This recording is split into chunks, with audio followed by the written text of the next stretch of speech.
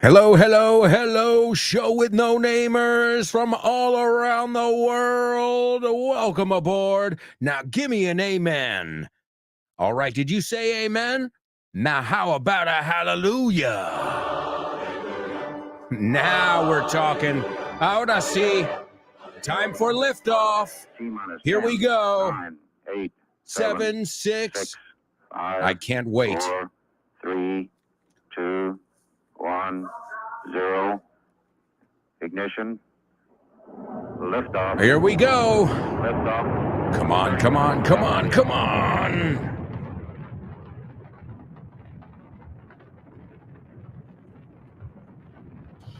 Get ready. Yes. Hold on to your hats. Strap on your seatbelt. Fasten your seatbelts. Hold on to your hats. And get ready for the ride of your life. The show with no. It's show with no name time. On Fun Radio. It's a show with no name. Come on. Get pumped. We made it through the week. Let's go. Yeah. Woo. Go ahead, let one out. Suelta un woo. Es muy americano el woo. Woohoo, woo, woo. Vas a un concierto en mi país, no oyes. Sí, sí. No, it's woo, woohoo, woo. We're woo people. W-O-O. De hecho, hay un capítulo de How I Met Your Mother. Creo que es How I Met Your Mother. Cómo conocí a vuestra madre. And they talk about woo girls. Woo! Woo! Go, Janice! Woo! If we all have our mating calls es como ligamos con esos ruidos. The American one is the woo! Or the yeehaw! Well, you don't hear yeehaw very much. Unless we're joking. But woo! Woo! But not to be confused with woo! Sin pensarlo! Woo! Woo! Woo! No, no. Right? That's the Spanish woman. Older. Woo! Maripuri! Woo! Woo! It's not woo. It's a different woo. So you got your own woo girls. I've always been interested in these sounds we make. Like at a soccer stadium when somebody has a near miss. They almost get a goal. And everybody in Spain goes, ooey, ooey, ooey. We don't make that noise. No, that's yours. We do, ah. The way we show that we're upset, we're disappointed is, oh, man, close. You say, ooey. You say, por los pelos. We say, por las sencillas. By the skin of my teeth. Woo! Y mira, we add a little woo to give it extra emphasis. Well, as you guys know, learning a language is not just learning words, it's learning the way we think. That's the most interesting part. The humor, the jokes, those little songs from when we're a kid. They're the things I love to know. The things from pop culture. And speaking of pop culture, why don't we check out today's pop quiz? Pop quiz. Pop quiz. Pop quiz. Pop quiz.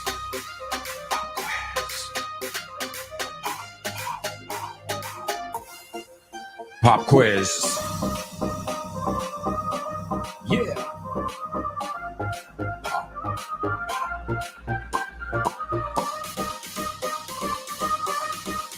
Let's go. Pop quiz. Pop quiz. Pop quiz. Pop quiz. Pop quiz.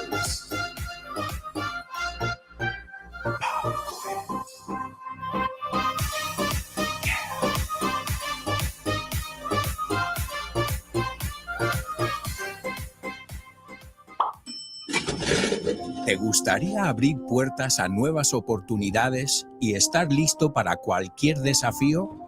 Con el máster de inglés del Grupo Vaughan podrás transformar tu futuro.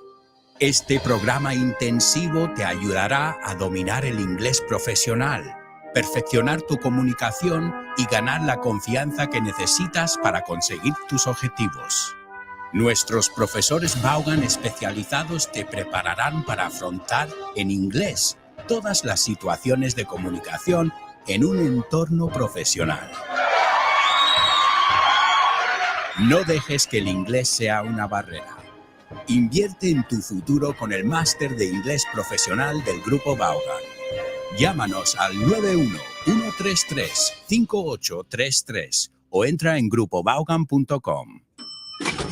That's right, my amigos. Tons of amazing options available at your fingertips, a vuestro alcance, and it's all just waiting for you over at grupovon.com/cursos destacados. Whether you're looking for an immersive experience where you are just immersed in English, such as Vaughn Town or Weekend Town, or you're just looking to get a little guidance, ¿no? Que te guiemos un poco.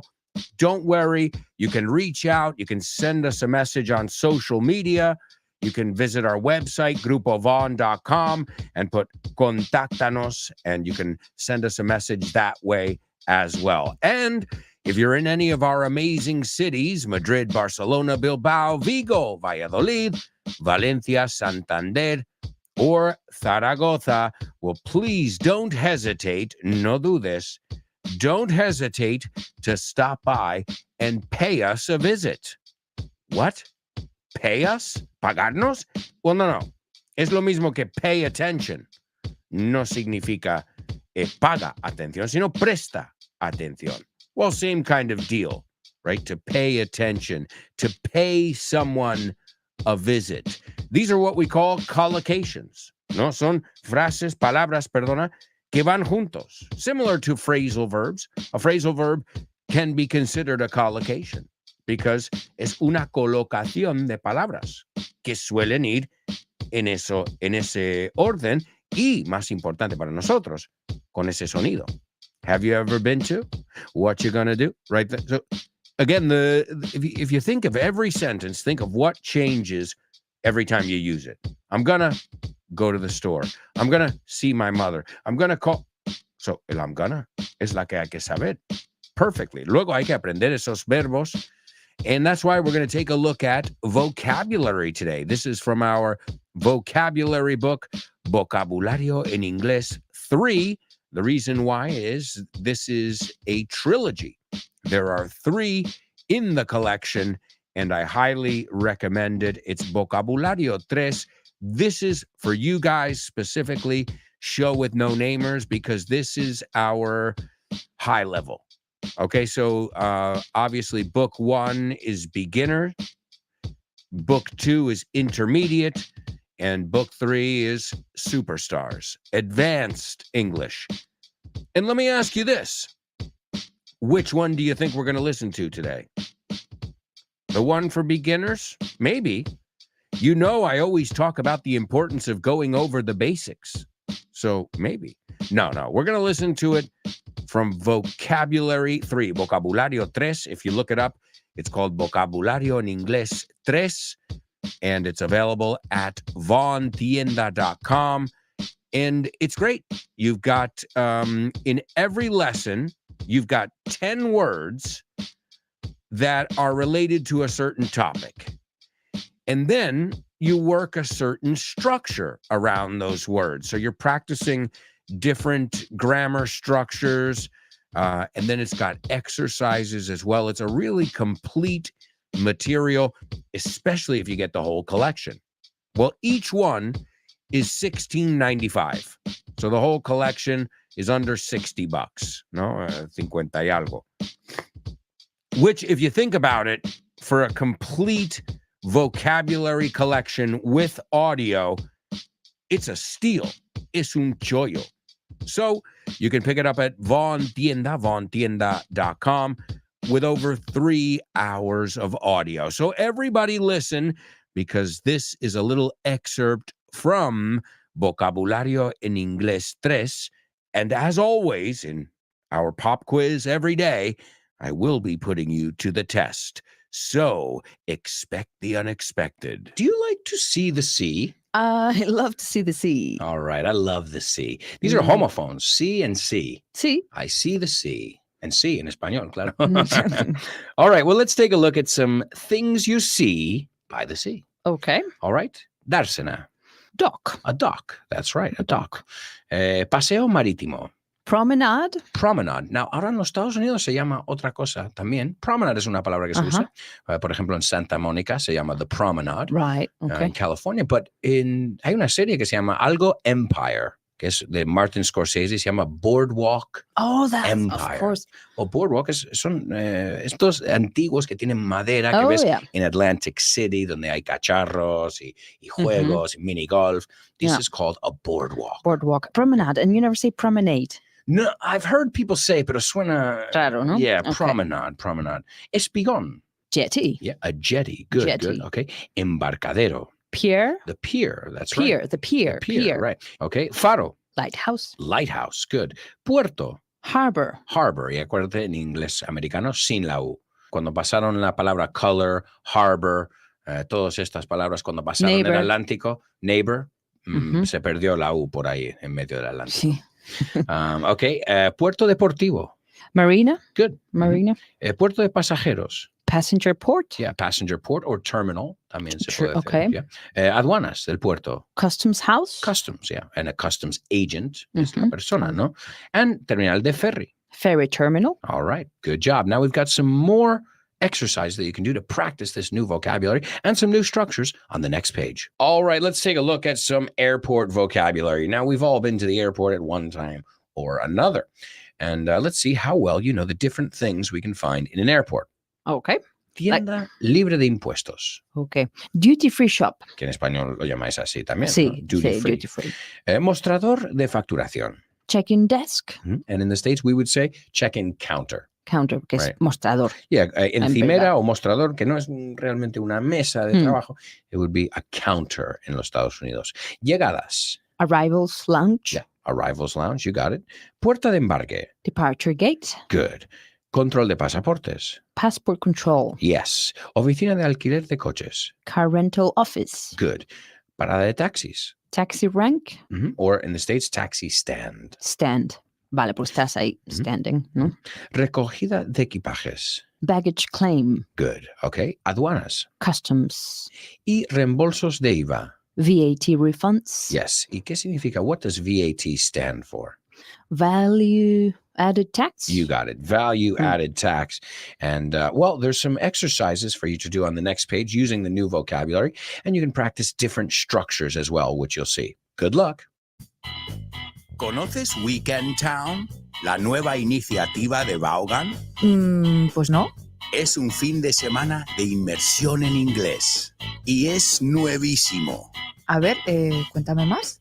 Tendrás una inmersión lingüística total durante 2 días. Un total de 24 horas hablando con angloparlantes de todo el mundo. ¡Wow! ¡Qué interesante!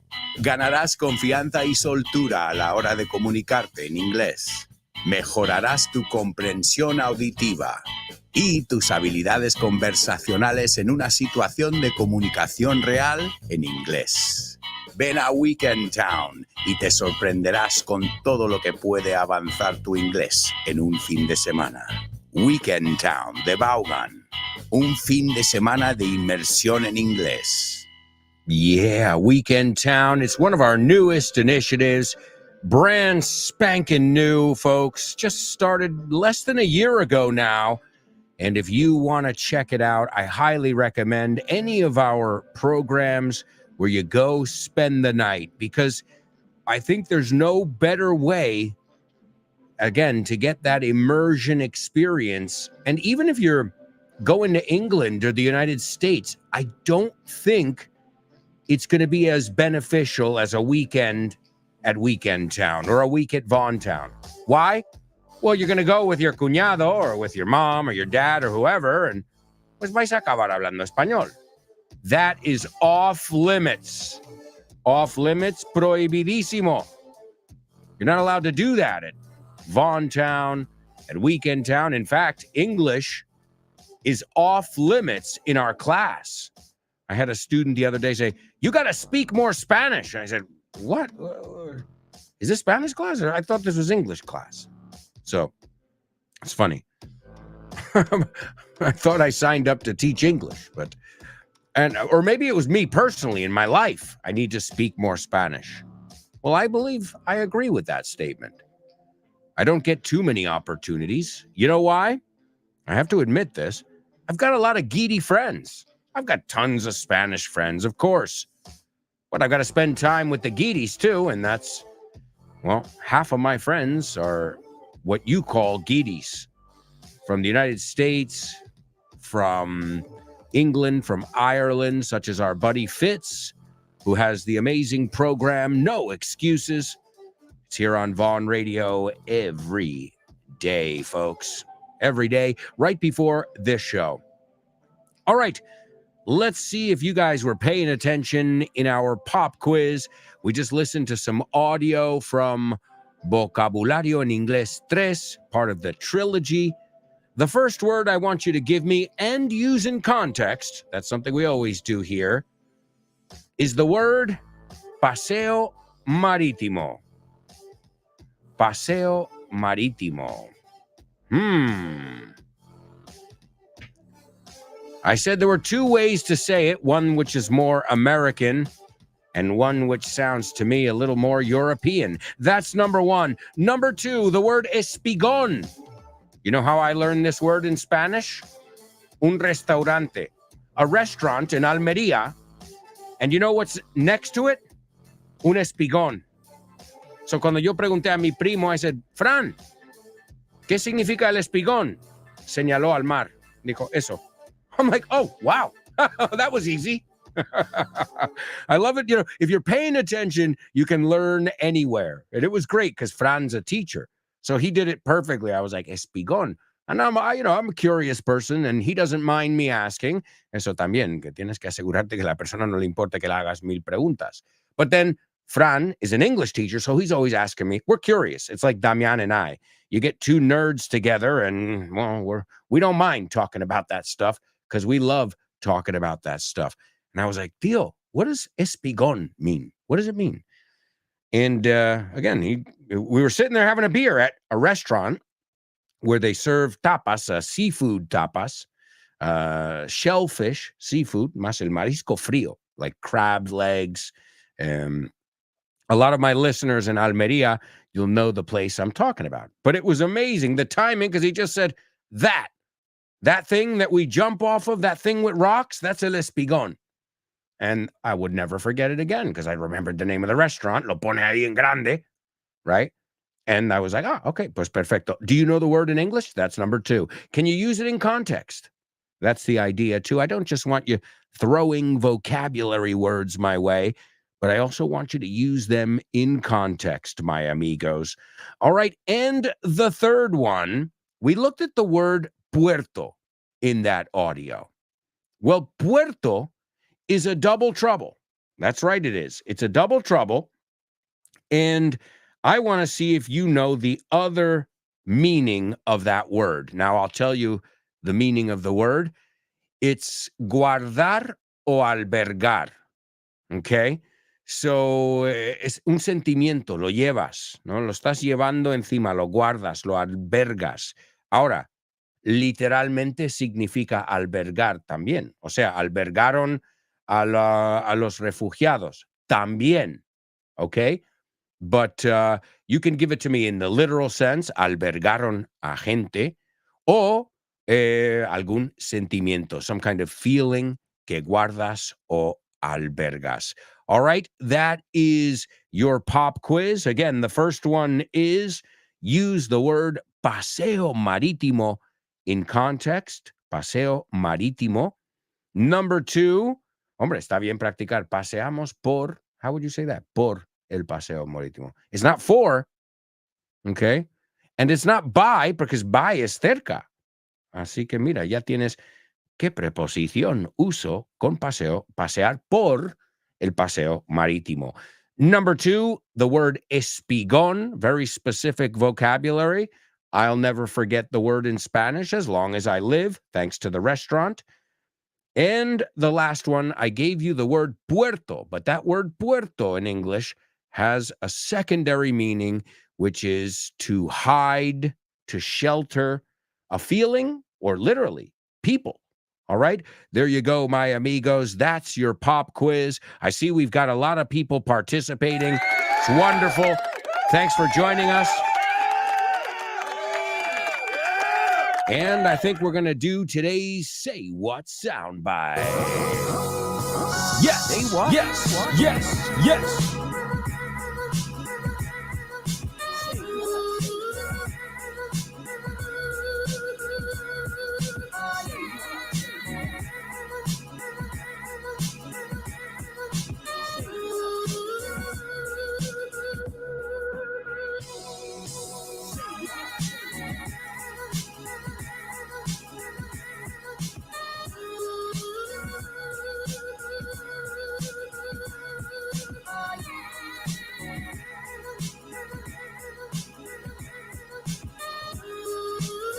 All right, all right.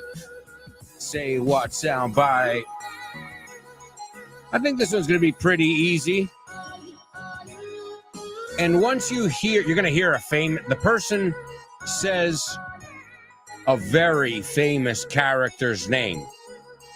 Okay? Es como decir Scooby-Doo. So you're going to definitely recognize a name in this audio.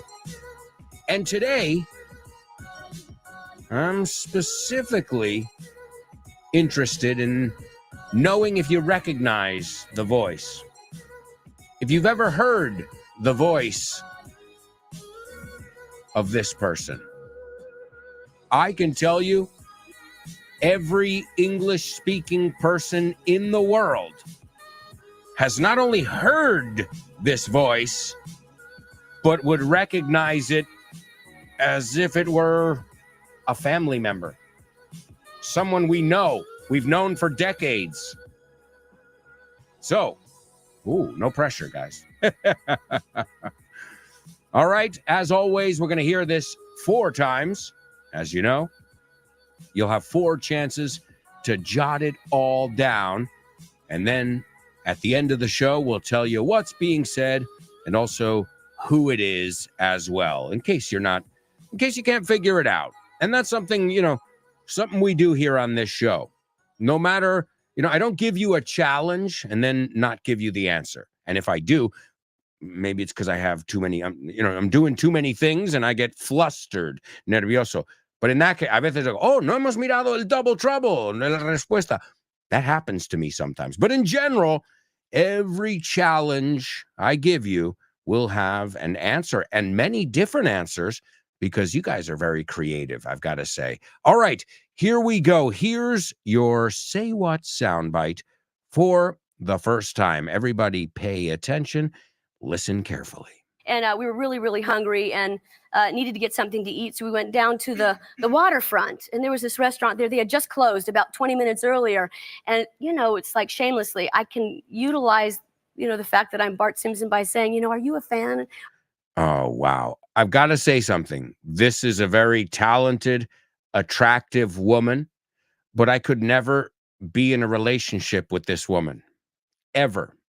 The voice, I can't.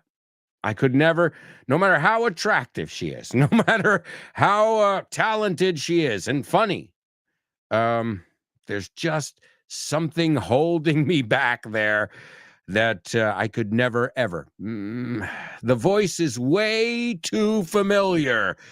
And I think you guys are putting 2 and 2 together. Creo que lo estáis atando los cabos. I think you're coming to your own conclusions. And I'd love to hear your take, tu opinión, on today's Say What soundbite. We also are going to take a look at your pop quiz answers. I see we've got a lot of people participating in that.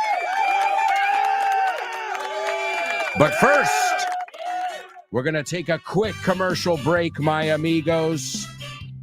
The first part of today's show, I can't believe it, is done and dusted. And usually that sets the tone. Marca el tono, el ritmo. For me at least, yo lo digo en mi caso, if the first part of the show flies by, that means the rest of it is. Because we just, as we say, we got off to a good start. Hemos empezado con buen pie.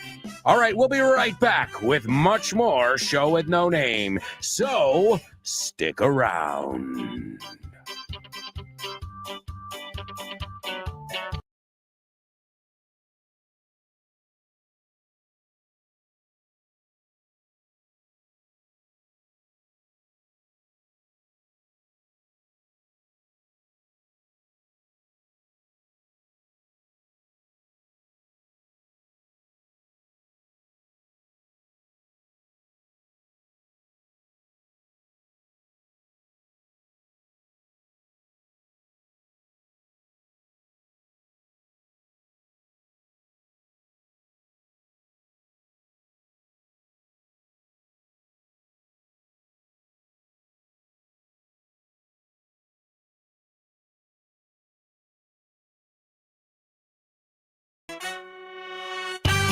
Welcome back. Welcome back, amigos. It's the Show with No Name. It's your favorite day of the week, the work week. And I'm feeling good. Yeah, man, I've been trying to get rid of deshacerme de. I've been trying to get rid of this fucking cold. It's crazy. Hopefully this weekend down in Almería, when I'm en el Paseo Marítimo viendo el espigón, words we're going to look at in just a moment, hopefully that'll get the rest of the phlegm out of my body. Well, it's true. It's absolutely true. Almería is a lot more humid than Madrid. Madrid's extremely dry. So you get backed up, como que te ataponas in Madrid. It's not just me. I've seen it with other people as well. I mean, dry heat, dry weather has its pros and cons. But the moment I get to Almería and I breathe in that salty air, the next thing that happens is lots of phlegm. I know. TMI. Too much information, Alberto. Come on. All right, my amigos, we have got a lot of stuff to cover here. So let me start off with the Say What soundbite. Before I forget, I'll give you the Say What soundbite. Is everybody ready? Here we go. And we were really, really hungry and needed to get something to eat. So we went down to the waterfront, and there was this restaurant there. They had just closed about 20 minutes earlier. And, it's like shamelessly, I can utilize, the fact that I'm Bart Simpson by saying, are you a fan? I like that word, the waterfront. That was not planned, guys. Some of it is planned. Some of the connections in the show are planned. But that one was not. I just asked you how to say puerto, zona de la playa. I mean, the waterfront. ¿Cómo se traduce eso en español? Hombre, sería la orilla donde el mar, ¿no? Paseo, litoral, ribera, la zona costera. Yeah. Lo mismo que puedes decir riverfront, oceanfront property, or waterfront, que engloba a todos. All right, so that's a great word that this person has given us in our Say What soundbite. All right, let's hear it again. And we were really, really hungry and needed to get something to eat. So we went down to the waterfront, and there was this restaurant there. They had just closed about 20 minutes earlier. And, it's like shamelessly, I can utilize, the fact that I'm Bart Simpson by saying, are you a fan?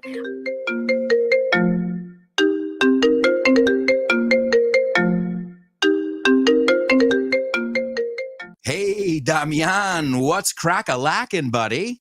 Hey, Alberto, I was planning to do some sports this week. What about playing baseball?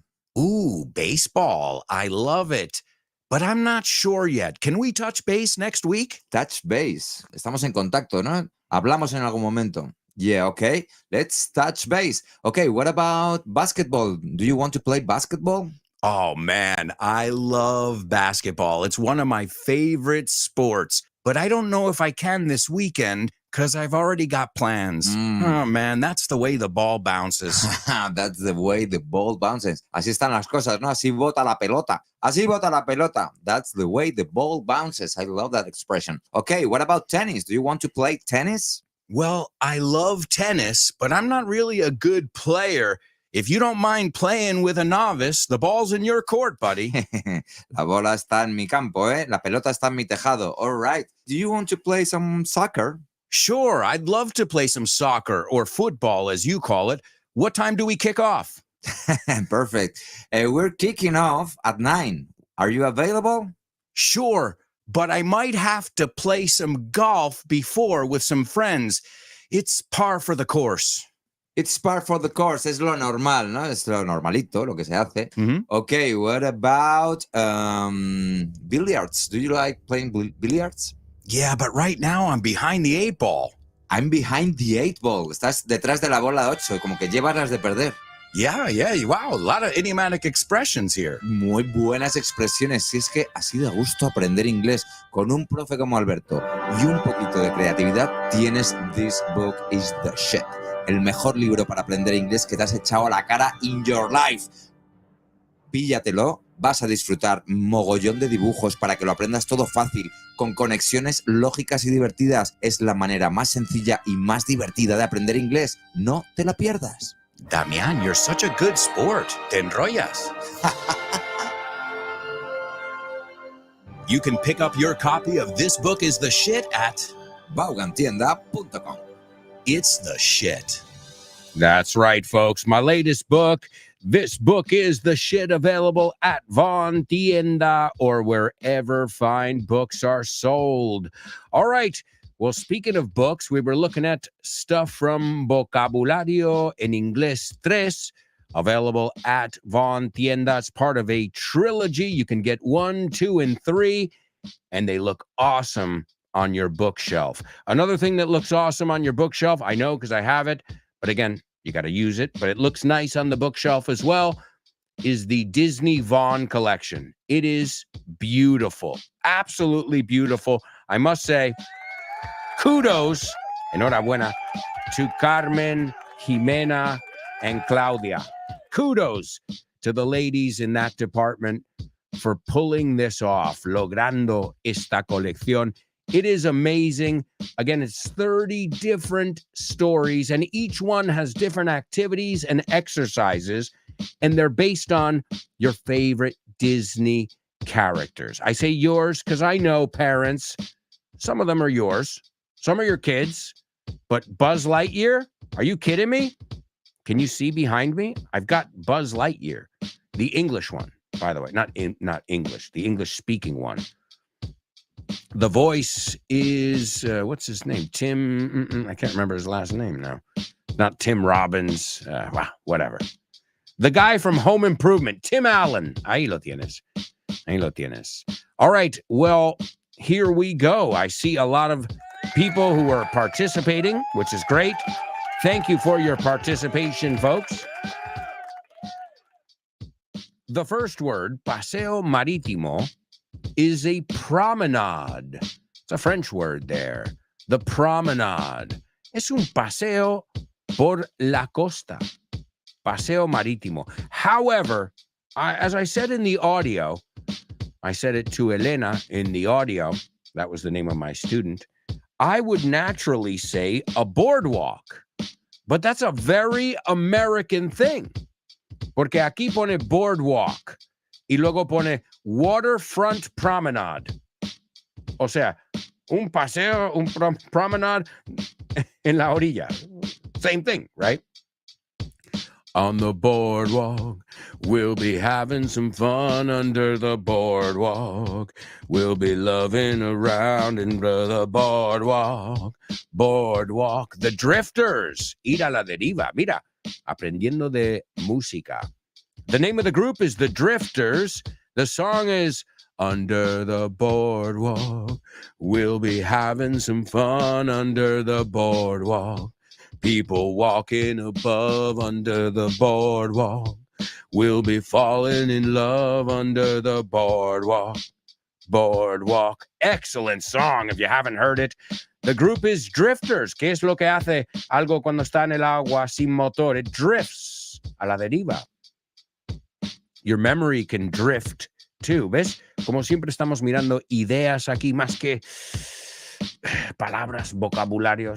Si tenemos la idea de drift, pues algo puede, something can drift on the water, but something can drift in your mind as well. You've got the idea behind the word drift. Not just, drift es esta palabra. No. Drift se aplica a esta idea. And then it makes more sense. You know, then you can kind of make things, you can bring things together. You can tie them together nicely. Boardwalk. And it makes sense. Está hecho de madera. Y andas, right? Un paseo, you walk on it. And very popular in the United States. It's very different too. Like your boardwalks, primero no son boardwalks, son más promenades. So it's just a tiled, no con losas, a tiled walkway, a sidewalk, you know, some palm trees, beautiful.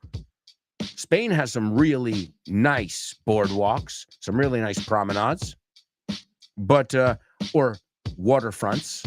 It's another way to say it, as we said. But you guys, the American ones are crazy. Like, you do everything but go to the beach. O sea, vas ahí y haces todo menos bañarte. And take a dip. To take a dip is darse un chapuzón. You've got mini golf. You've got rides. You've got shops. You've got shows. It's incredible. If you've never lived the boardwalk experience, you have to. One of the most famous ones is the Santa Monica Pier. Escuchamos antes la palabra pier. You've also got the Chicago Pier in Chicago. That's excellent. Also, Atlantic City that I talked about. Some really nice boardwalks. Atlantic City, Wildwood. Wildwood is in New Jersey. I mean, toda la zona de Jersey Shore. Okay, we already know it's a bunch of Guidos. Guidos o estos chulillos, ¿no? Que llevan más grasa en el pelo que en el coche, you know? But contrary to those kind of people, there's it's just a beautiful, beautiful area. And then there's so much to do. Hay tanto por hacer. You'll never get bored at an American beach, especially if there's a boardwalk. So, and another famous boardwalk, Coney Island. Madre mía, una de las más famosas del mundo. I think that's going to be the easiest ones for you guys to go to if you visit the United States. Coney Island, because you can take a subway ride from Midtown Manhattan, where everybody stays usually. And Santa Monica. If you go to Los Angeles, well, you got Santa Monica, and there's rides there. It's cool. There's shops and restaurants, and they're very lively in the United States. The idea behind these boardwalks. And now, well, you know that awesome song. All right, the word espigón. The word espigón is a jetty or, me encanta esta, yo hasta te recomiendo que uses esta, a breakwater. Piénsalo, rompe olas. Okay, so we don't say break waves, but we do say a breakwater. A breakwater, right? A breakwater or a jetty. Now, jetty is like, yeah, it's como embarcadero. Just think of this. If something jets out, pues sobresale. De hecho, jetty es en la arquitectura algo que sobresale. So it makes sense there. But the most logical one, I think the one that makes the most sense is a breakwater. Because rompeolas, you can associate it. Espigón. Ah, mira, también malecón. Ya sé por qué no se usa esa. Doesn't that sound like a slur? Como una palabra despectiva. Este va al malecón. Malecón. It's like in English, we don't use the word masticate. We say to chew. Existe la palabra masticate, but sounds, you want people to laugh at you? You want to be the laughing stock? Because masticate sounds a hell of a lot like masturbate. So careful with that one.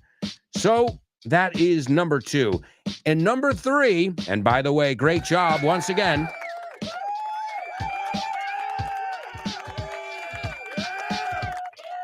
Number 3, and this one is great because you can say a port. It's a port.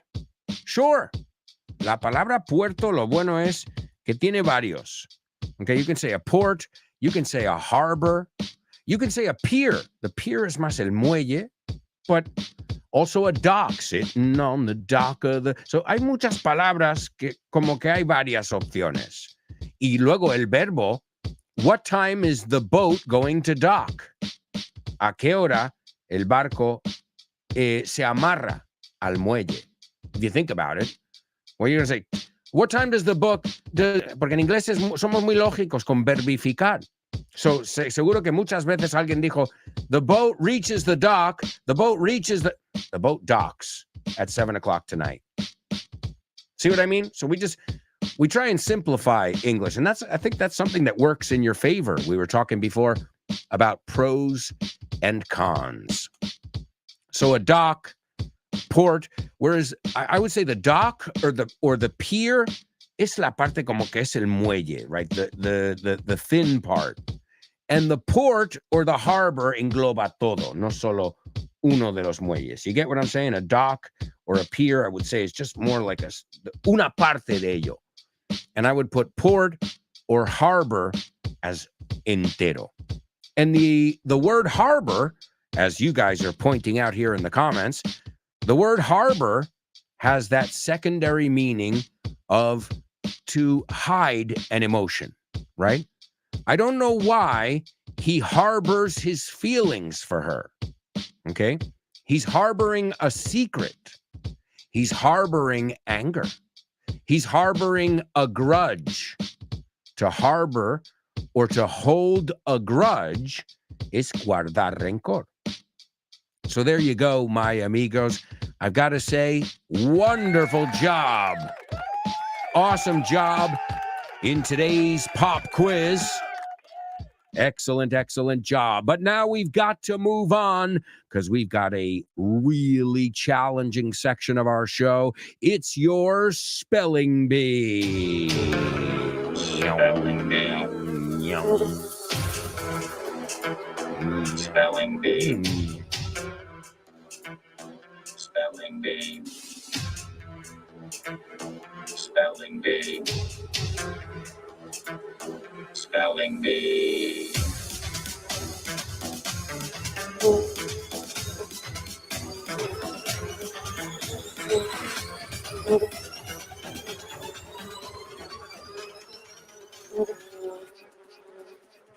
All right, welcome to our spelling bee. Hey guys, join me. You know where I am? I'm on the waterfront. Hey, y eso es con Marlon Brando. Oye, mira, hablando de las películas, On the Waterfront. No sé cómo sería la traducción en español, pero es un clásico. Marlon Brando va de the dock workers, los estibadores. Is that how you say that word? Estibadores, dock workers. On the waterfront. Clásico. Clásico. All right. Well, as always, in our spelling bee, we're going to take a look at a topic, and we've already started looking at that topic today.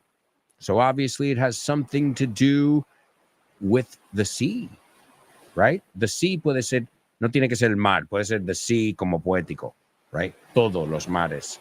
All right, here we go. Let's capitalize the first letter of every word.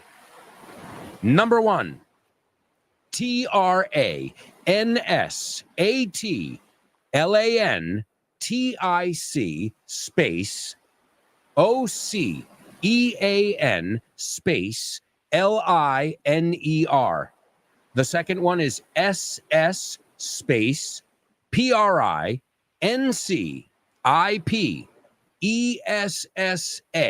space MAFALDA. The third one is NAVIGATION Igne space, uy, muchos vocales, GENERALE space ITALIANA. The fourth one, GENOA. Esa es la cortita. The fifth one, BUENOS space AIRES. And the last one, if you got this, you are a superstar. RIVA space TRIGOSO. There you go, my amigos. So that's something to do with the ocean. We were already talking about boardwalks, harbor, the port, docks, piers, right? And it's interesting, too, because in the audio, we heard stuff about ships en general. We heard things that you say at the airport and things that you would use at sea. And if you notice, there are so many connections. I mean, the captain el capitán o el piloto, pues viene de tal, comandante, right? The captain, the first officer, right? Where do we board a plane? On the left side, always. On the left side, if you're looking forward. ¿No? Si tú estás en el avión mirando hacia la cabina, the cockpit, on the left side. You'll never board on the right side. On boats, on any ships. Alguien debería hacer un documental un poco con las, the similarities, even in the vocabulary, And well, the first navigators navigated the seas. Well, really, no, land at first, right? We learned to navigate land on foot. Then we learned to navigate the seas, which changed our whole world. And then we learned to navigate the skies. And that just, that changed the whole game. And now we navigate the World Wide Web. The word we use is to surf the web. All right. Did anybody get these? This was really tough. I've got to say, just the first three are deadly. Son de muerte, los primeros tres. The second three are easy. Maybe that'll help you feel a little bit better about the situation. All right. Round two. The first word is TRANSATLANTIC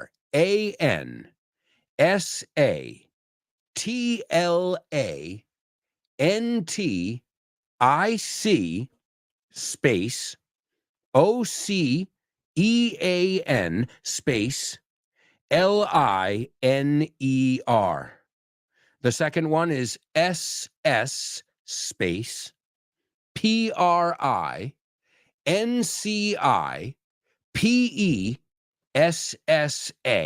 space MAFALDA. The third one, NAVIGAZION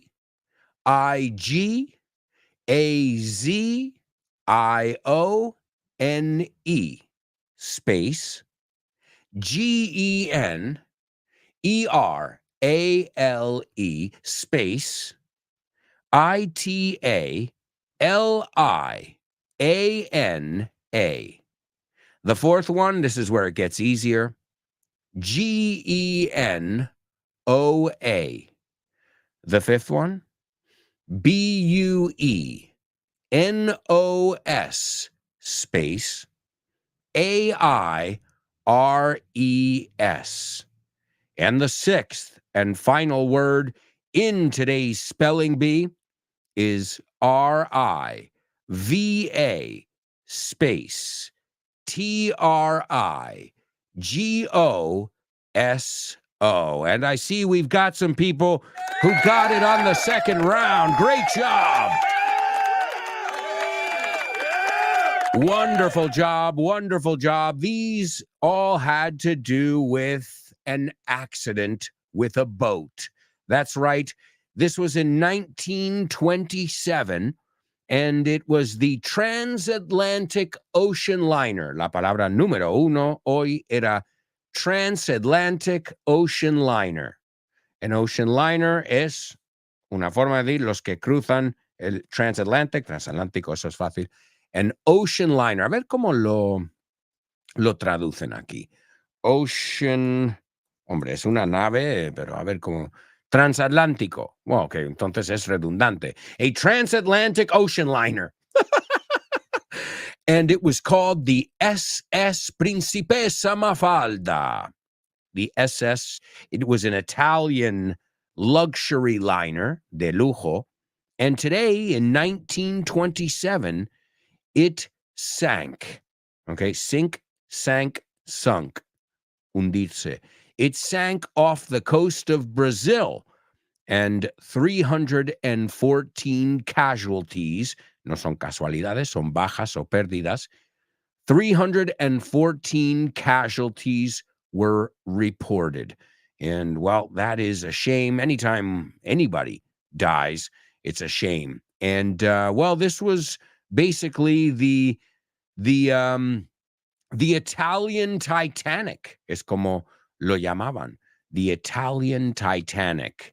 I'm sure our friend Laura could tell us more about this famous ship that met her fate, that met her destiny today. And I say her porque es poético, evidentemente. It's an inanimate object. But if you ask a captain if his ship is an inanimate object, the captain will tell you, my ship's got more personality than you. All right, folks. We are going to take a quick commercial break, and we'll be right back with many more challenges and lots of fun up ahead. So stick around.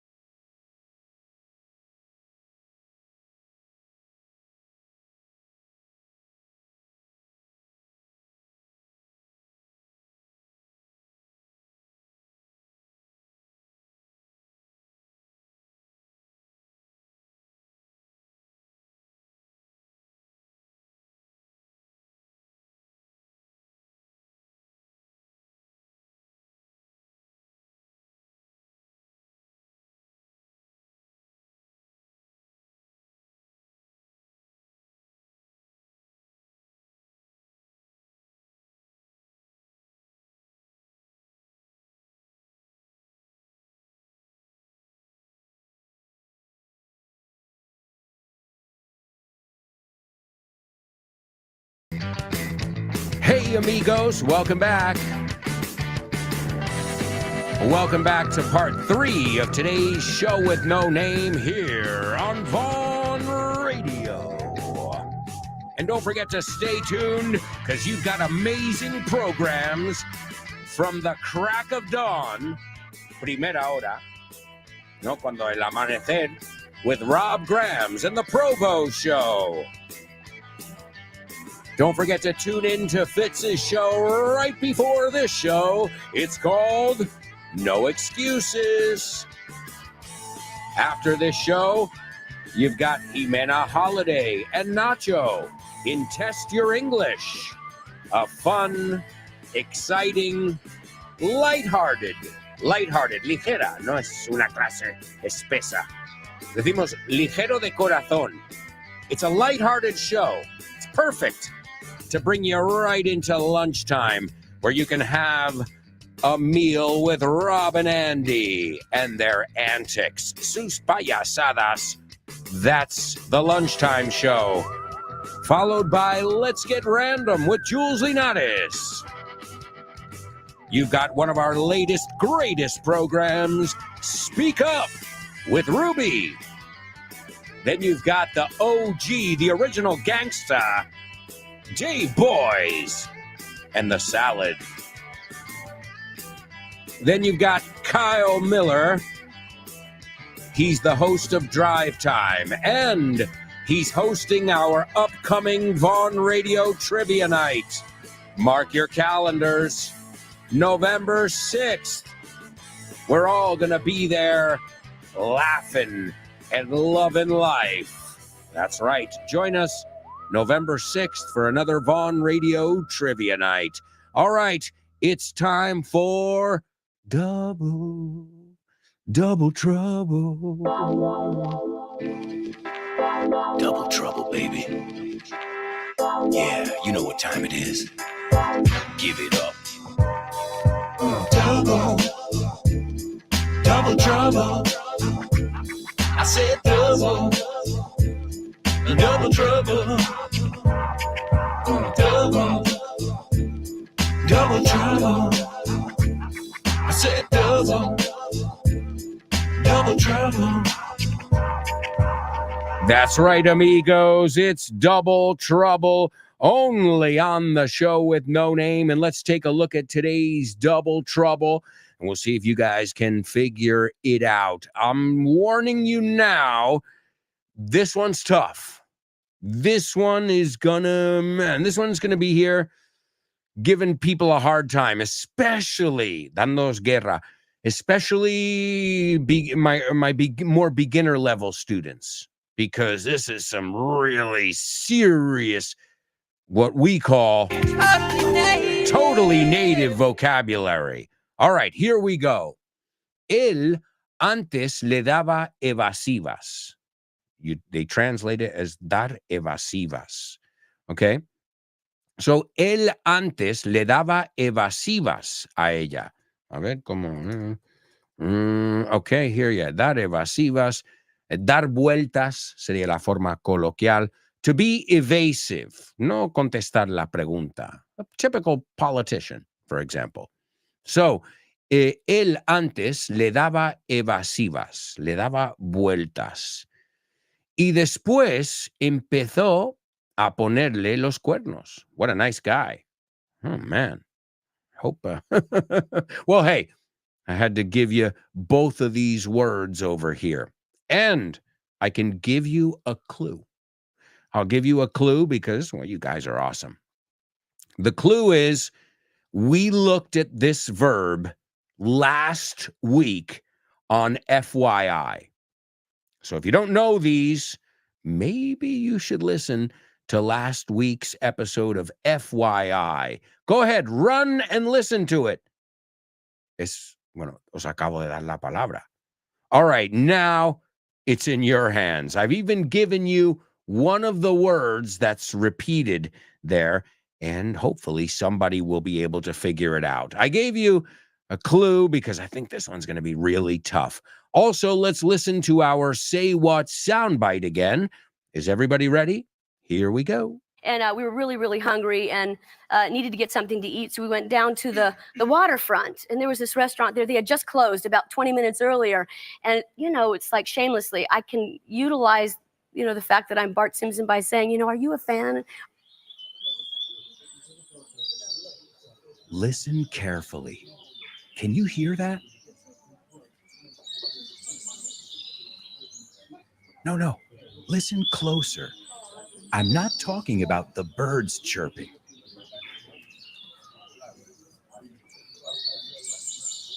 I'm talking about everybody speaking English and feeling comfortable. Listen.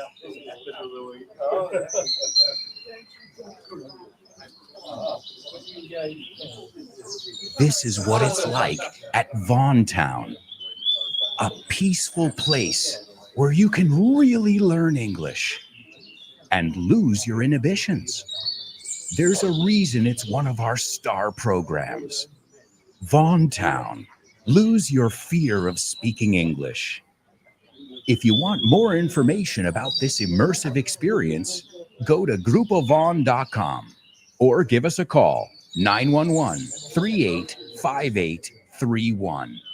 Lose your fear of speaking English and express yourself with clarity at Vaughn Town. That's right, my amigos. Vaughn Town. I think that and Vaughn Radio are the two initiatives that put Grupo Vaughn on the map. Nos dio a conocer. I'm serious. Vaughn Town, because come on, let's be honest. What a great idea. I'm going to give you an immersive experience, but you can stay in your country. Really? That's awesome. I'm going to bring the English speakers to you in a comfortable, beautiful atmosphere where you can really, really focus on listening and repeating what you hear. And also, one of the great things about Vaughn Town, it's a turning point. I mean, everybody who goes to Vaughn Town says, for me, that was a major turning point. Un punto de inflexión. And don't forget, we also have Weekend Town as well, if you're interested in another immersive experience. And for the kids, we have camps in the summer. We have them also at Easter time. And I'm pretty sure, don't quote me, that we'll be having some interesting initiatives, some more interesting initiatives for the youngsters, los jovenzuelos. All right, let's take a look at our double trouble over here. I see we've got a few people taking a stab at it, so nice, great effort. So, él antes le daba evasivas. He used to, el antes es el used to, okay, ya no lo hace. He used to give her the runaround. This is a great one. Any Van Halen fans in the house? She's giving me the run around, around, giving me the run around, around. I think the name of the song is Pound Cake. A ver si me, Pound Cake, Van Halen lyrics. She's got to have soul. No. Oh, no. Entonces quizás se llama Run Around. Let's see. Run Around, Van Halen lyrics. There it is. There it is. She's giving me the round. Here we go, round and round and round. So you can look at this. This is a great, great song. And you can learn to give somebody the runaround. Me está dando evasiva. Está pasando de mí. She's giving me the runaround. Me está dando vueltas. Me está mareando. She's giving me the runaround. All right. So we got the first part. Again, I looked at these uses in last week's episode of FYI. So give it a listen and you'll know them and practice them. I hope nobody ever gives you the runaround, but sadly, life, life gives you the runaround. A veces te da vueltas, te marea. So he used to give her the runaround, and then he started to run around on her. And that's what I think made it a little bit harder, right? To run around on somebody. That means that you're not being faithful, right? Reminds me of another song, Run Around Sue. You know the song Run Around Sue? Hey, hey, hey, oh, oh, oh, oh, hey, hey, hey, oh, oh, oh, oh, hey. I know you know that part, but la letra, listen. Here's my story. Sad but true. Aquí tienes mi cuento. Triste, pero es verdadero. It's about a girl that I once knew. Una chica que yo antes conocía. She took my love, then she ran around with every single guy in town. She ran around. Oh, le puso los cuernos? Yeah, that song is about poniendo los cuernos. I should have known it from the very start. Tenía que saberlo desde el principio. This girl would leave me with a broken heart. Now listen, people, what I'm telling you. Sing it. I keep away from a run around Sue. I said, hey, hey, oh, oh, oh, oh, hey, hey. What a great song there. Run Around Sue by Dion. So you've got two great songs to practice both of them. The Van Halen one is to give someone the runaround, right? She's giving me the run. Porque la estructura es diferente que running around on someone. So keep away, mantén la distancia. Keep away from a run around Sue. Eso es el segundo significado. So the good thing, both parts of today's Double Trouble came directly from music. And it just proves my point, what I said last week about the verb to run. Wow, it's a really rich verb. It's got a lot of uses, not just a lot of phrasal verbs and idiomatic expressions, but run just by itself has a million uses, right? We used to crank call people, llamadas de estas de hacer bromas, de gastar bromas. We used to crank call or prank call. And we would say, yes, hello, this is Bob from Whirlpool. Is your refrigerator running? Yeah. Well, then what are you talking to me for? Go catch it. Está funcionando, running. So take a look at it and you'll learn it. I don't want to give you the runaround anymore, though, folks, because we've got to move on. So we're going to one of my favorite places in the whole wide world. I'm talking about the movies. Name that movie.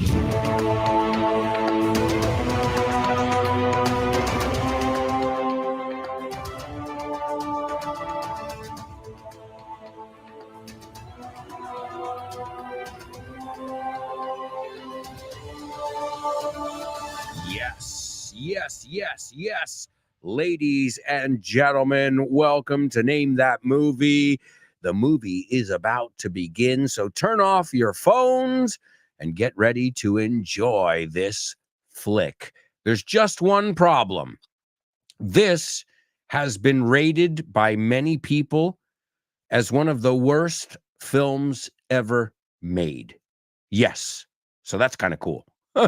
Yeah, mola. Right now, we're not so much interested in watching it, but what's one of the worst films ever made? Well, let's see if you can figure it out from the synopsis. A sarcastic humanoid duck is pulled from his home world to Earth, where he must stop an alien invasion with the help of a nerdy scientist and a struggling female rock singer. Very specific stuff here. So, wait, so did duck like pato? Yeah, that's right. And it's not Donald. And it's not duck agacharse. So, a sarcastic humanoid, we say humanoid duck is pulled from his home world, su planeta, su mundo, to Earth. La palabra Earth, insisto, tienes que verla en tu cabeza sin la A. ¿A que se pronuncia mejor así? Earth. Where he must stop an alien, no alien, in English, alien.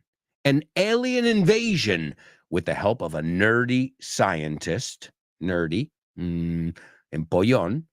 and a struggling es que le está costando, está en sus ciernes.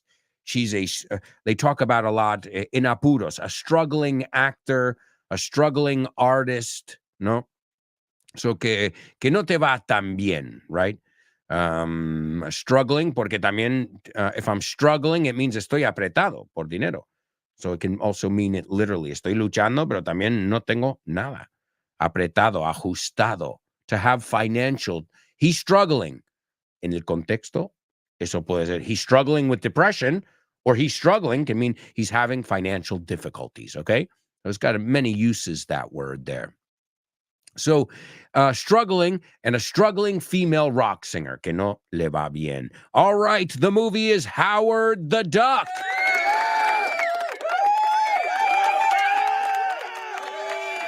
It's not Lucas. Lucas, you know what we call Lucas? El Pato Lucas? Daffy Duck. Yeah, Daffy, because he's crazy. He's Daffy. Yes, this movie is called Howard the Duck, and it came out in 1986, and it starred Leah Thompson, the mom from Back to the Future, Jeffrey Jones, very talented actor, Tim Robbins. I mean, great cast. Vaya reparto, you know. But, well, here on IMDb, the Internet Movie Database, it's got a 4.7 out of 10. And the only reason it has a 4.7 is because people love it because it's so bad. You get what I'm saying? People love the movie just because it's like they love to see how bad it is. O sea, le ha subido un punto solo por eso. So that's pretty crazy. It's called Howard the Duck. And yeah, according to reports at the time, George Lucas, who was one of the producers, He just built a $50 million complex. It's still called Skywalker Ranch. And basically, this film was his bet to make his money back, right? To get back his investment on the studio. Well, this film was a flop. This film did not make his money back. It bombed. It flopped. And you know what he had to do? George Lucas, the producer, just to show you, we all make mistakes. We all have flops. He had to start selling off his assets, vendiendo sus bienes, because he spent too much money and didn't get it back from this film. He was expecting to get it back. And basically, what happened was, and this is incredible, a friend of his, you might recognize his name, Steve Jobs. Well, he was the CEO of Apple at the time, and he offered to help by buying Lucasfilm's new CGI animation division for a price above the market value. Un poco bueno, te echo un cable. I know they say Steve Jobs was cutthroat, despiadado, but that sounds like a nice guy if you ask me. And Lucas, George Lucas, who was struggling, mira, usa palabra, he was in dire straits, in apuros, and he agreed. And he said, great, if you're willing to do it, I'll sell it to you. You know, you're going to give me more than it's worth. And that became Pixar Animation Studios. And then Disney bought it back. I mean, you know the rest. But wow, it all came from this movie being a flop and Steve Jobs saying to George Lucas, man, we can't let George Lucas struggle. If George Lucas is struggling, we're all struggling. He's a genius. But that just goes to show geniuses even have their bad days. Let's take a look at the scene. Phil says, I've already got a theory. Vamos a pronunciar esa palabra. No theory, theory. And Beverly says, what theory? This is the nerd and the rock star. And he goes, well, this is, of course, the evolutionary ladder, no, la escalera de evolución, showing how man progressed from monkey to me, for instance. And Howard says, you consider that progress? He goes, geez, you're all hairless apes. Sois todos unos simios sin pelo. He goes, that's really disgusting. Remember, we said he's a sarcastic duck. And Phil says, now, I want you both to imagine somewhere in the universe is Howard's world. Picture it in your mind, a world exactly like ours, except the progenitor of the dominant species was not a monkey, but a duck. Okay? And then he says, sound theory. Cuerdo, sound theory. Every school duck knows this stuff. Pero esto es obvio. ¿Qué me estás contando? There's the sarcasm. But I guess Howard the Duck, you know, because sometimes sarcasm is funny, but it didn't portray well on the screen. And well, this is why we're talking about this flop here today. Folks, it's time for famous birthday trivia.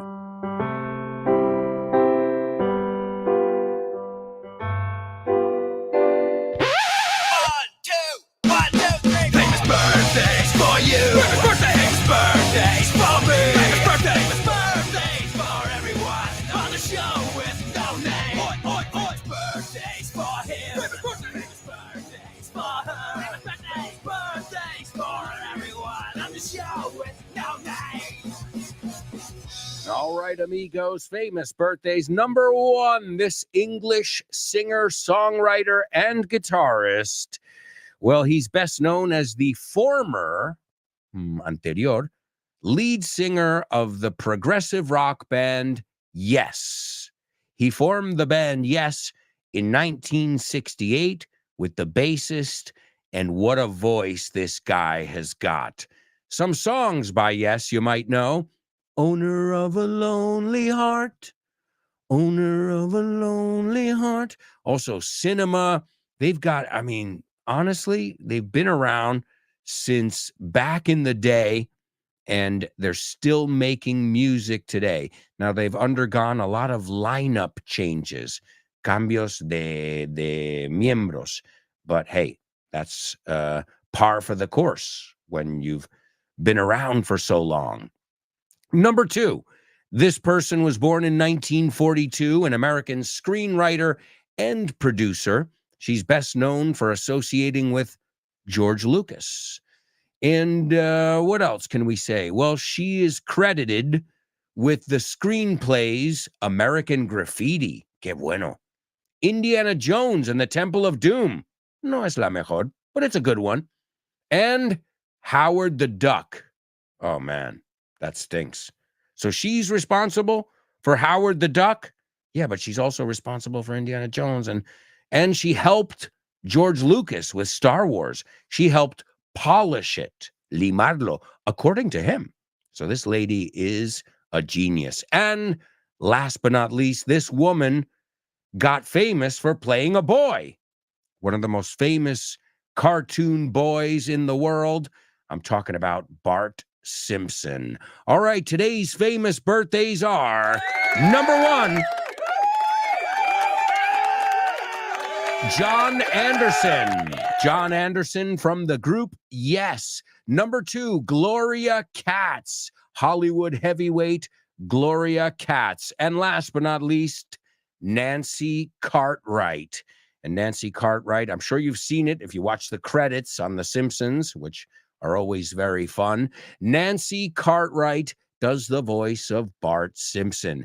And that's why I said when we listened to our Say What soundbite that there was no way on earth I could ever date this woman, because all I hear is Bart Simpson. That's all I can hear. So it would be a turnoff. Hey, you look sexy. What? Oh, God. So she's talking about that a lot of times, she doesn't use her voice or her fame to get things. But one time she had to do it because they were starving. All right. They finished late, her and a friend. So she says, we were really, really hungry and needed to get something to eat. So we went down to the waterfront, and there was this restaurant there that they had just closed about 20 minutes earlier. And it's like shamelessly, I can utilize the fact that I'm Bart Simpson by saying, are you a fan?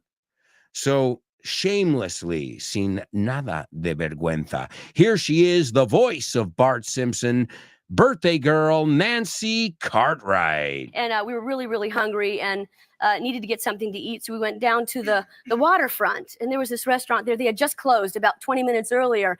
And, it's like shamelessly, I can utilize, the fact that I'm Bart Simpson by saying, are you a fan?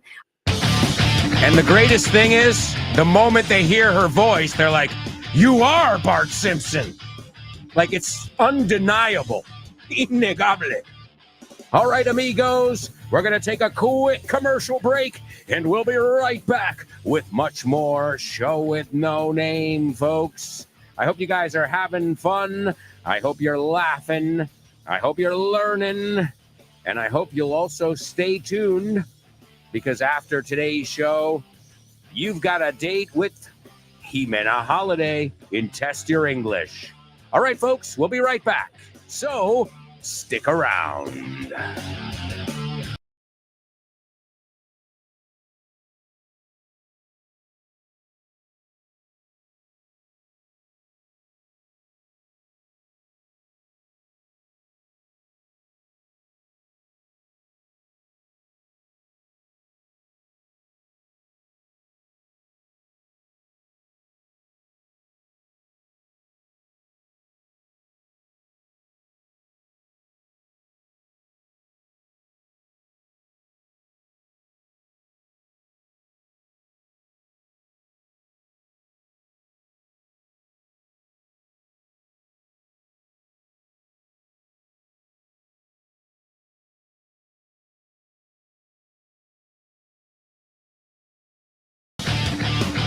Hey, amigos, welcome back. Welcome back to part 4 of today's Show with No Name here on Vaughn Radio. Thank you so much for joining us today and every day. Don't forget to download the free Vaughn Radio app. And this way you can stay connected all day long. It doesn't matter what season, doesn't matter. You can stay connected, amigos. This is the show with no name. And I'm your buddy, tu colega, Alberto Alonso. All right, amigos, we're going to kick off this part with homophones on the show with no name. Homophones, homophones on the show with no name. It's homophones time, cause homophones rhyme. They sound the same on the show with no name. The show with no name. Homophones on the show with no name. Cause homophones time, cause homophones rhyme. They sound the same on the show with no name. The show with no name. The show with no name. The show with no name. That's right, amigos. It's homophones here on the show with no name. All right, the first word I'm sure you're familiar with. The first word is quemar, arder in español. Quemar o arder.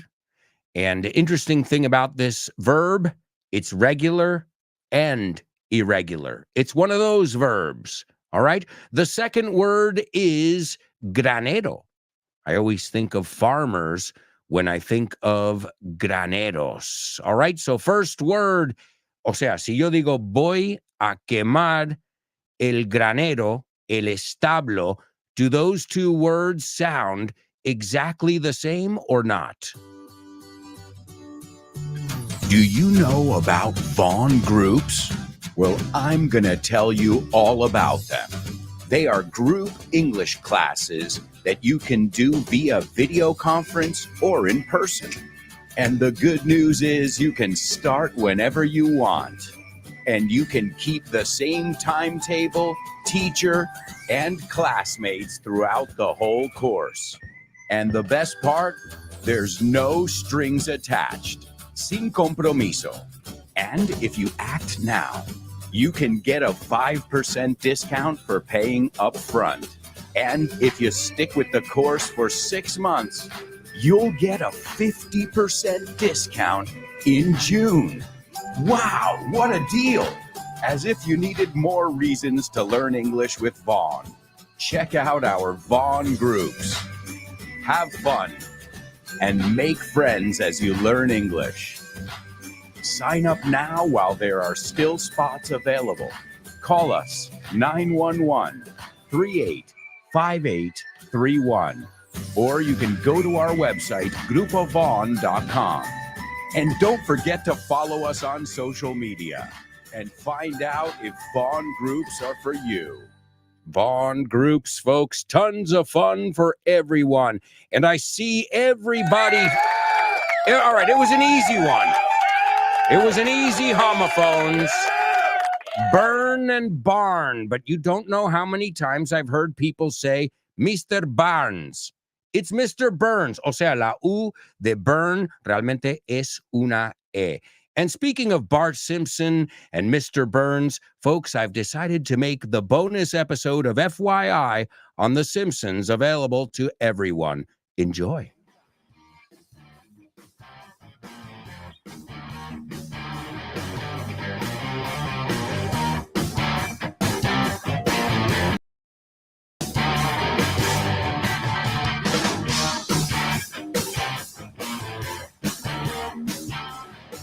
Hello, hello, hello, and welcome back to Springfield, our humble abode. What? What does that mean?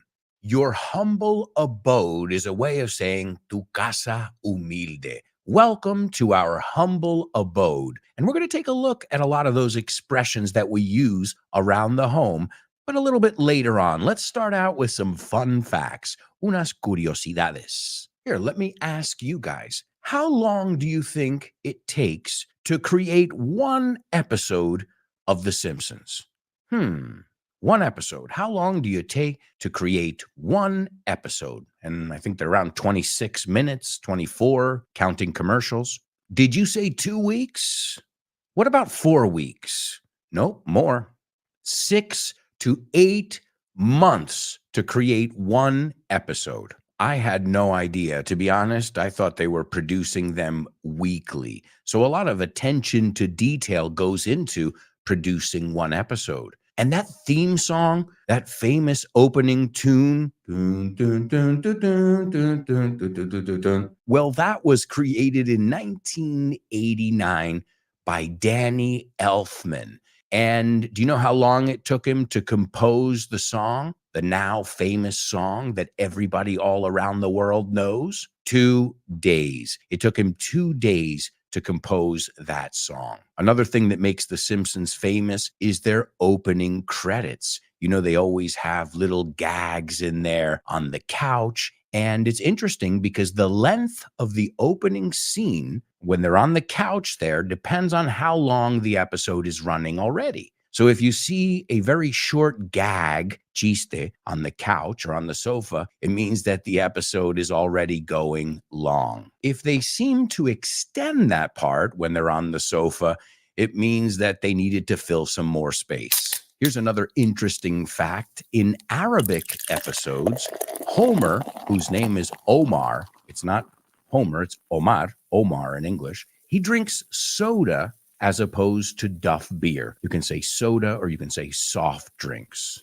And he eats Egyptian beef sausages instead of hot dogs. Well, hey, they wanted to capture that audience too. So they made those episodes and those changes to those episodes and characters to coincide with Islamic customs. In 1977, a house was built in Clark County in Nevada. And I remember this publicity stunt. It was an exact replica of the Simpsons house. And it was initially built as a grand prize for a contest. It was a contest run by Fox and Pepsi. And the winner could choose to either stay in the house or receive a $75,000 prize. Unfortunately, if you go out there now, you won't see it because the house was stripped of its Simpsons decor. I also remember when they were promoting the Simpsons movie, which we didn't mention either. So we mentioned, there was a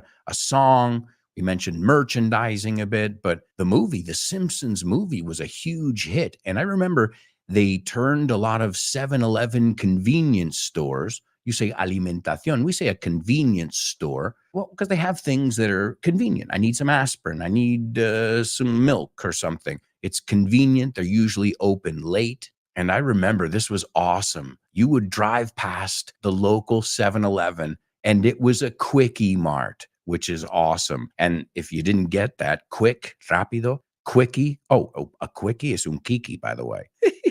I don't think it had that double meaning. I think quick because you're in and out. But who knows? Maybe Apu was having a quickie in the back. I mean, thank y'all. Come again. You'll also find that some stores stock Buzz Cola. Others have Squishies or Crustio cereal. And I have bought Duff beer many times in the past. It's not my favorite, but it's a gimmick. It's fun. And speaking of Duff beer, we're going to head over to Moe's Tavern. And before, in the first part, I told you guys I was going to go over some of the funny names that Bart used when he prank called or crank called. Es interesante, se puede decir las dos cosas. When he prank called Moe's Tavern. Oh, and there's another number wink. The phone number of Moe's Tavern, 764-843-77. If you spell it out on the phone, it's Smithers. And basically the way it works, the running gag, as we call it, is that Bart Simpson always catches Moe off guard. Siempre le pilla desprevenido. So the phone rings and Moe picks it up. He goes, "Hello, Moe's Tavern." And then Bart asks for somebody. He says, "Hello, can I speak to IP, Mr. IP? His last name is Freely. IP Freely. IP yo meo libremente." And Moe always gets angry. He's like, "Oh, you got me again." Arr. Another one, jock strap. Do you get it? Jock strap is el protector atlético este que pones in that area. And so he says Jacques, like a French name. He goes, yes, hello, this is Mr. Strap, Mr. Jacques Strap. And of course, Mo falls for it again. This one's easy. I think everybody will get this one. Hi, is Mr. Alcoholic there? Mr. Alcoholic? Then you've got Oliver. Have you heard of Oliver? Oh, yeah, Oliver Clothes Off. Todo su ropa quitada. Oliver Clothes Off. Oh, and Mr. Butts. Mr. Seymour Butts. Ver más culos. One of my favorite ones is Mr. Roch. Mr. Mike Roch. If you say it together, Mike Roch, mi entrepiernas. Mike Roch. Another one is Mr. Jass. Do you know Mr. Jass? Mr. Hugh Jass. Culo enorme. And then you've got B. You know B? In English, you say bea in Spanish. In English, we say B. Yeah.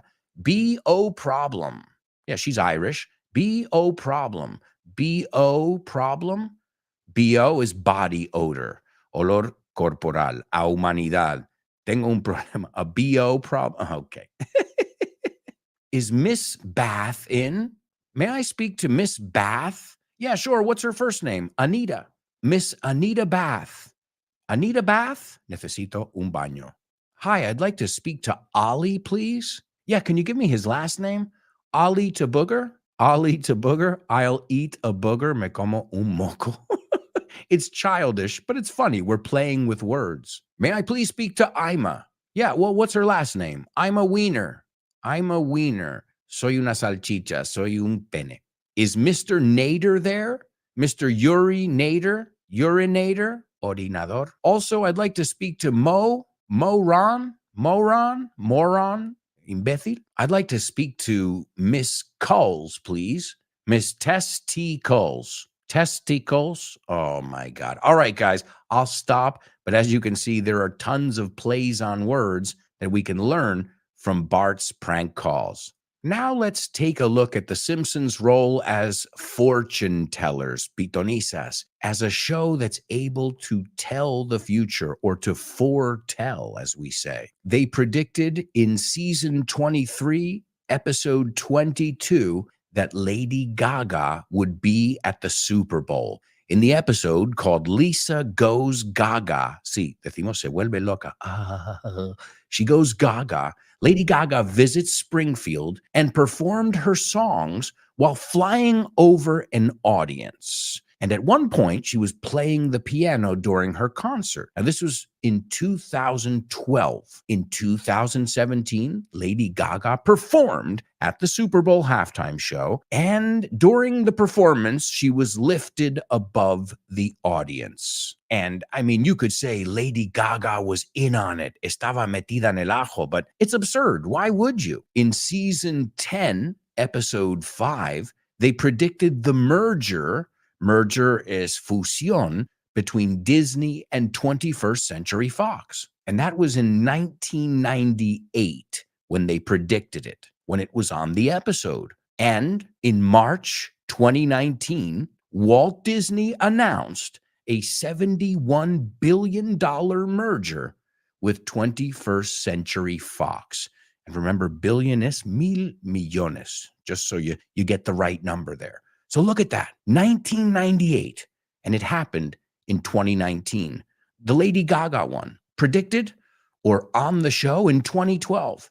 It happened in 2017. Season 11, episode 17, they predicted Trump's presidency. The episode is called Bart to the Future, and it's where Bart Simpson sees his and his sister's future. Lisa Simpson is the leader of the country, and she mentions that the United States had to fix the economy after Donald Trump's presidency. That was in 2000. Well, in 2016, not only was Trump elected president of the United States, but there was a scene in the episode, and it's a scene of him going down an escalator. And there's a famous scene when he announced his presidency, not his presidency, his candidacy, I should say, when he announced he was going to run for president. And to run for president is presentarse. There's a similar video of him coming down, descending on an escalator. It's eerie. It's creepy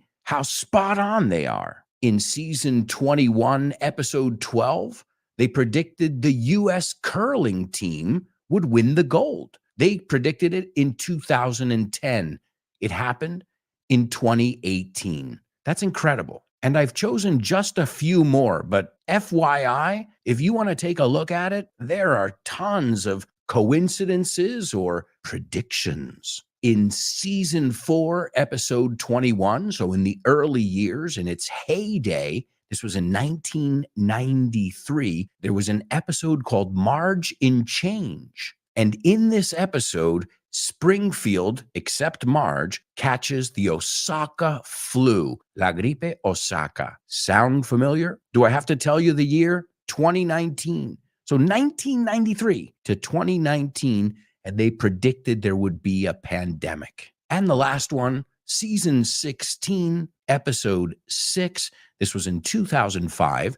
The episode is called Midnight RX. And the word RX is another way of saying prescription, receta médica. And in this episode, when Ned meets his Canadian counterpart, he quickly learns when he's offered reeferino. Now, reeferino doesn't mean anything, but it's a play on words for the word reefer, which means marijuana. So when he crossed the border into Canada, he went to a place where reefer, where weed, where marijuana was legal. Well, 13 years later, in 2018, recreational marijuana became legal in Canada. So if you like to bet on games or you want to predict the future, I guess watching The Simpsons, that could help quite a bit. Let's take a look at some family vocab now, some expressions we would use around the house. One of my favorite ones is home is where the heart is. And that means, okay, you might live in Madrid, but your heart is in New York. You think about, so home is wherever you feel at home, wherever you love, wherever your heart is. So excellent expression. Home is where the heart is. I have many homes,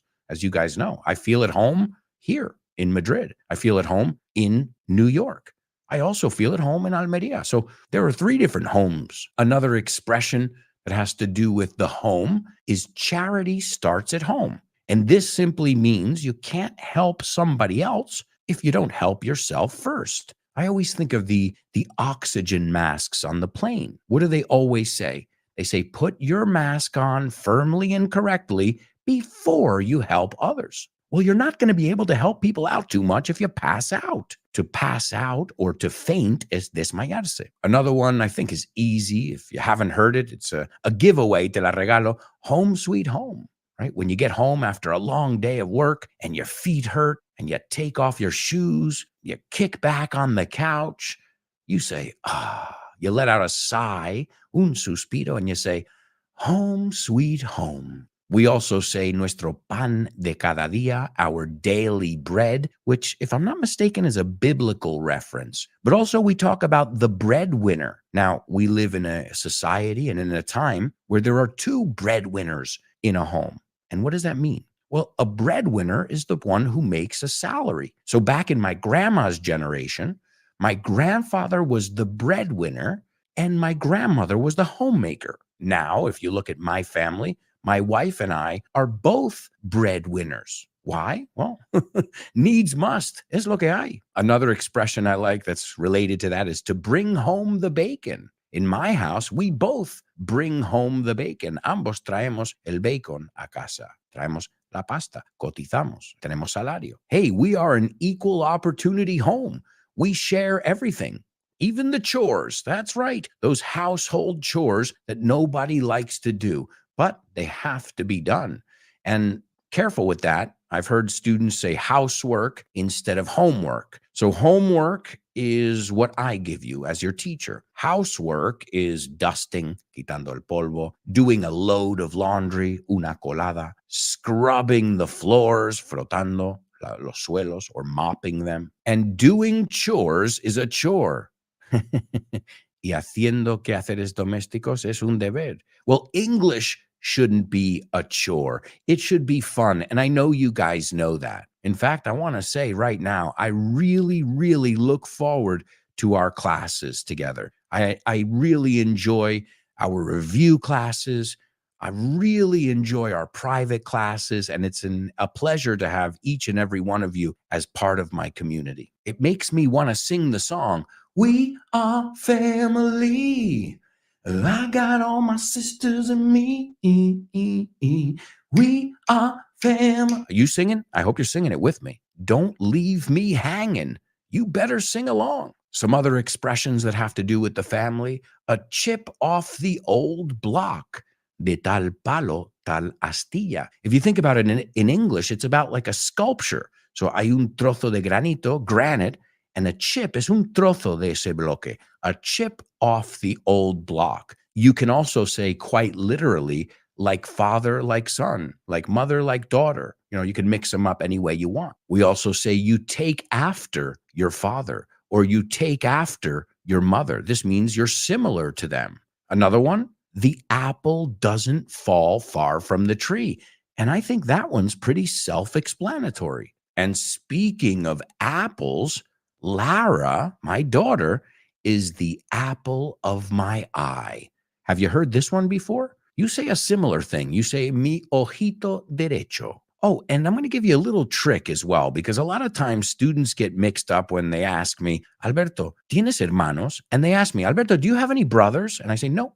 Nope. And they say, but don't you have a sister? I say, yeah, but I answered your question. You didn't ask me if I have any brothers or sisters. So tenemos dos opciones. Do you have any brothers or sisters? Or do you have any siblings? Y eso encaja que pueden ser male or female. A lot of times we talk about traits as well, rasgos, características that run in the family. So if your father's a good piano player, who knows? If you practice, you may be a good piano player as well, because it runs in the family.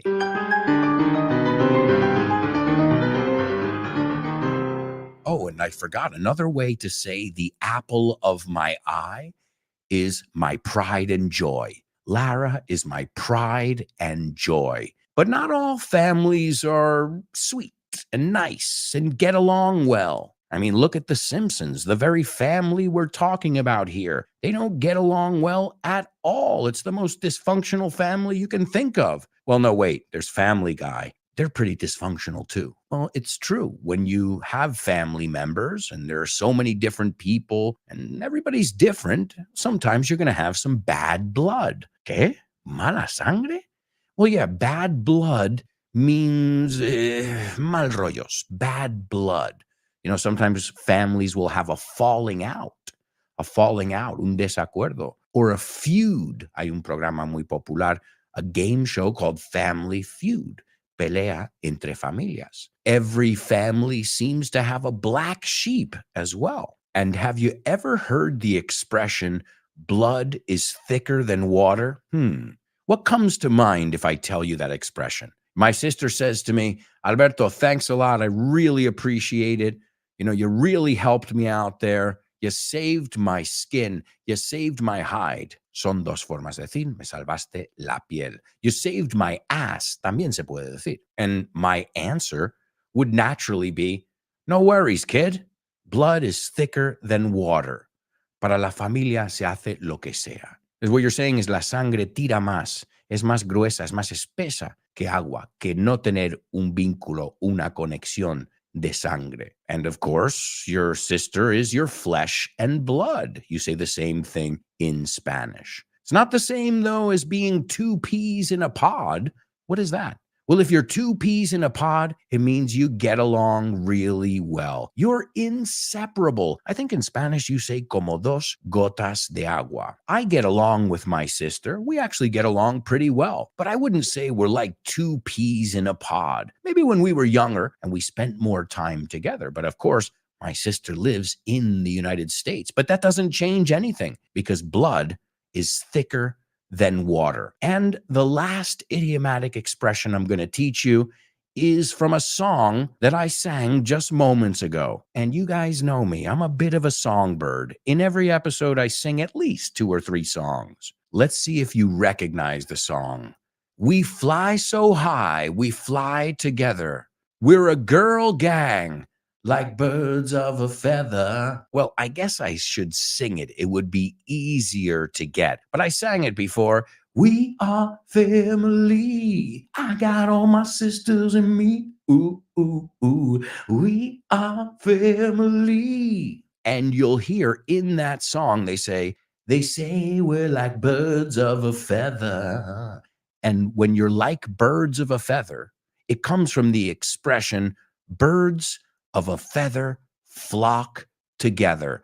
Los pájaros del mismo plumaje vuelan juntos. And I think that's a good way to define us, you guys, my patrons, and our relationship. We are like birds of a feather, and that's why we flock together. Thank you so much for joining us in this week's episode of FYI.